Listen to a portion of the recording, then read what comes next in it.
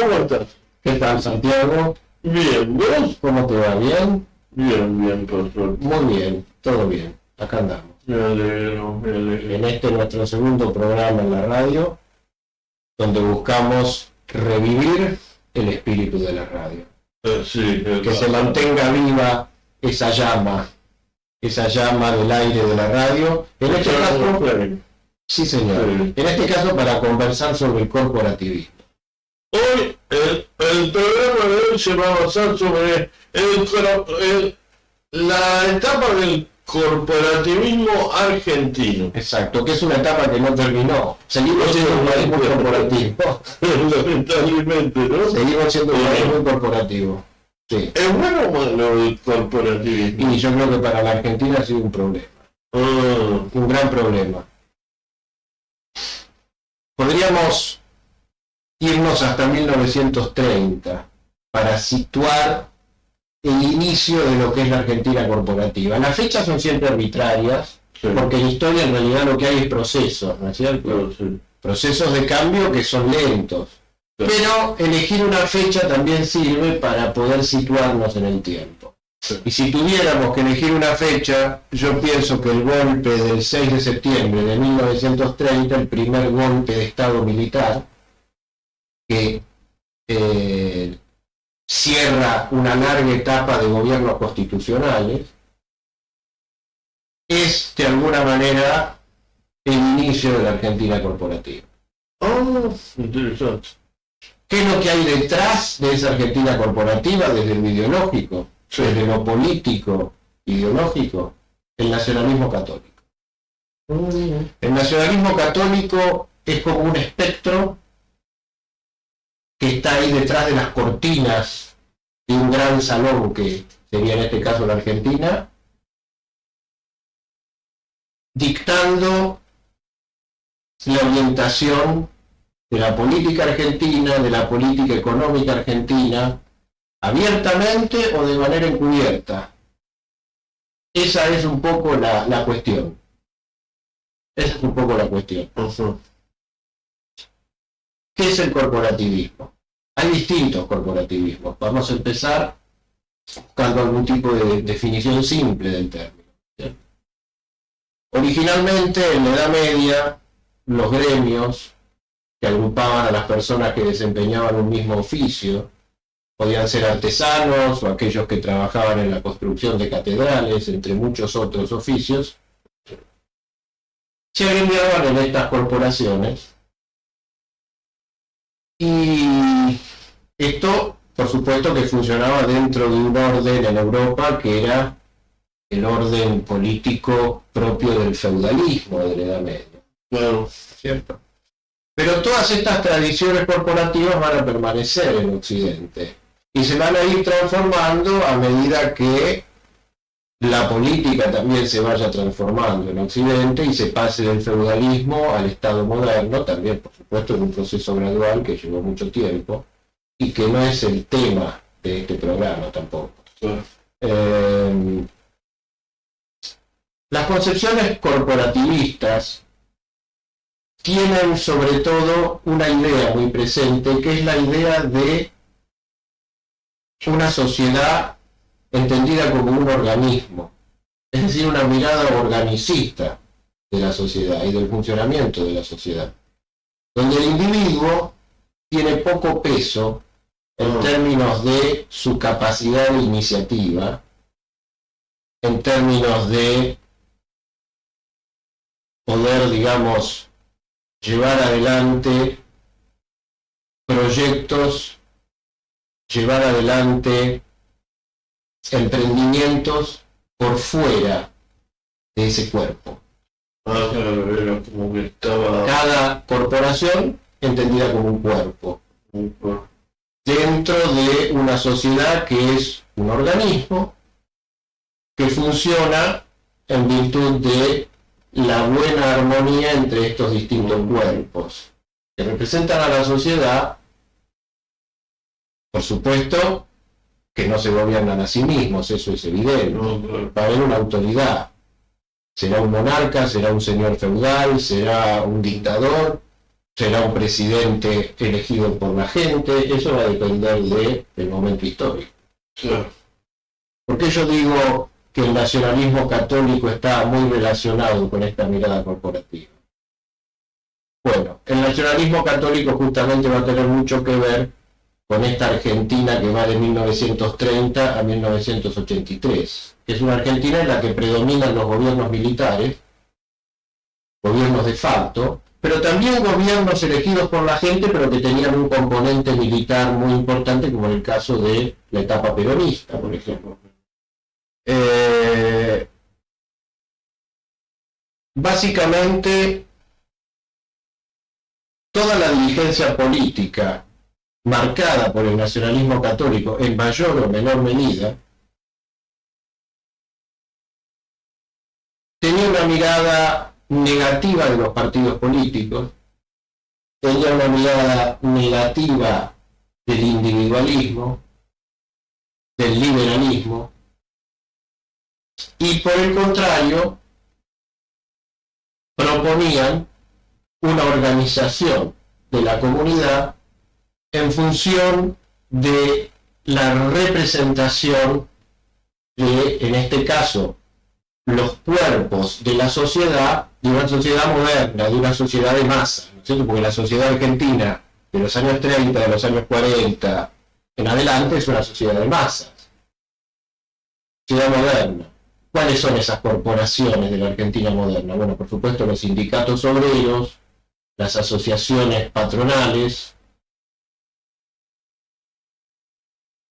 pero también podemos incluir en esa categoría de corporaciones que tienen peso político, porque estamos hablando de política, Sí. a la Iglesia y al Ejército. Entonces, no podemos entender la Argentina del siglo XX si no analizamos el rol que desempeñaron estas corporaciones. Llamémosle corporaciones a la Iglesia, al Ejército, a los sindicatos, a las asociaciones gremiales de las patronales, empresariales, digamos. Esas instituciones o corporaciones van a marcar el destino de la política argentina y de la economía argentina, en definitiva, desde 1930 en adelante.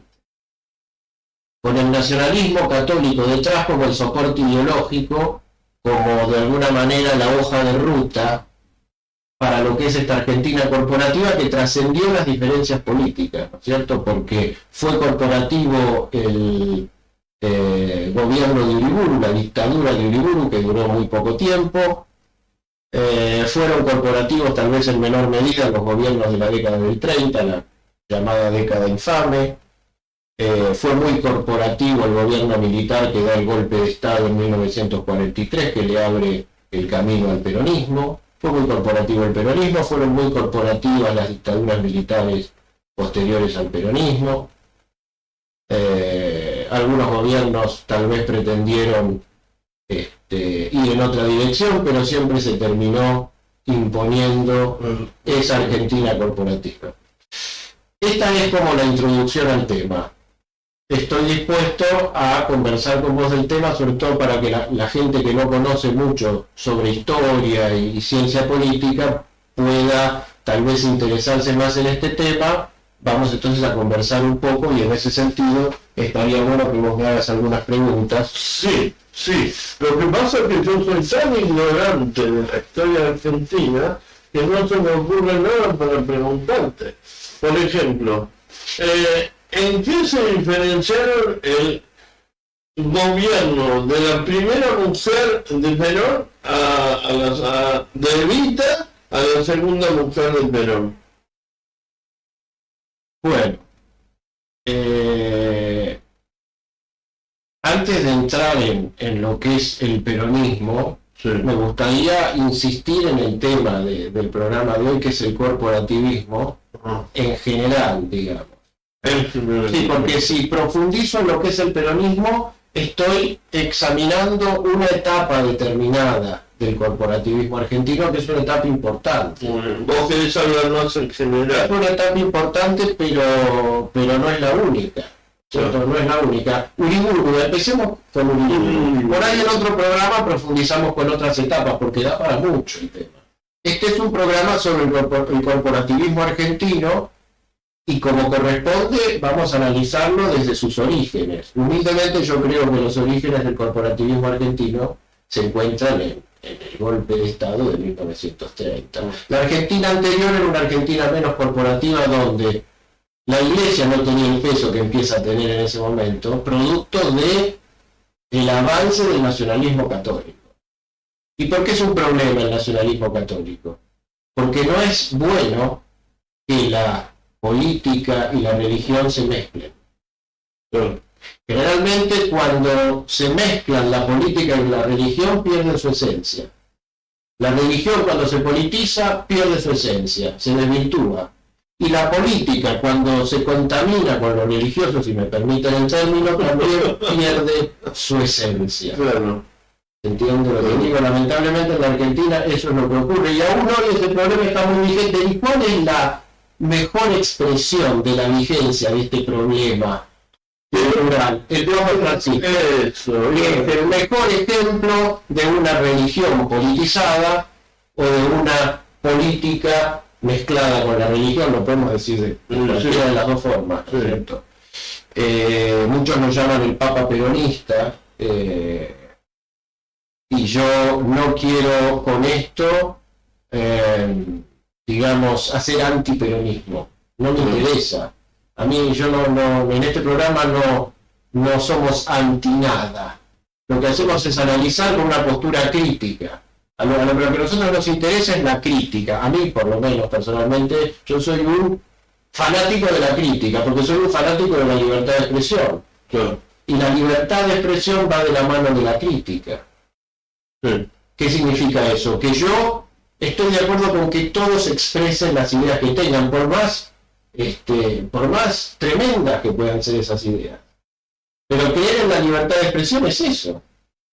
Es tolerar, aceptar que otro pueda pensar las cosas más deplorables, si se quiere, no sé qué adjetivo utilizar. Y entonces la crítica es el remedio en estos casos, pero no la censura. Por eso a mí no me gusta que Javier Milei, que se presenta como el paladín del liberalismo argentino, esté permanentemente demandando en sede judicial a las personas que lo critican. Eso es muy contradictorio. Javier Milei, tenés que bancarte las críticas, sobre todo si sos, como vos decís, un exponente o el exponente del liberalismo argentino. No podés demandar en sede judicial a cualquier persona que te critique, por más que esa crítica pueda estar totalmente fuera de lugar y que pueda hacer una crítica absolutamente repudiada. Entonces, Javier Milei, vos podés repudiar a los que te critican injustamente, pero no podés tener esa voluntad, digamos, inquisidora, que es totalmente reñida con las ideas liberales, ¿cierto? Sí. Esto es lo que yo pienso, al menos. No, totalmente, estoy de acuerdo. Como la famosa, no me sale la palabra, es injurias. La primera Calumnias e injurias, sí. Calumnias e injurias. Volvamos entonces al punto de arranque del corporativismo argentino. Uriburu y el nacionalismo católico, que además en aquella época tenía un tinte fascista o filofascista, o inclusive hasta filonazi en algunos casos. Los sectores nacionalistas, obviamente, era el clima de época, por otra parte. Esto era el auge de los fascismos, del nazismo, que todavía el nazismo no había llegado al poder en Alemania en el año 30, pero sí el fascismo en Italia, ¿no? Entonces, este nacionalismo católico, este antiliberalismo, este corporativismo, porque todas estas posturas están entremezcladas, son parte de lo mismo, desprecian a los partidos políticos, desprecian al Parlamento.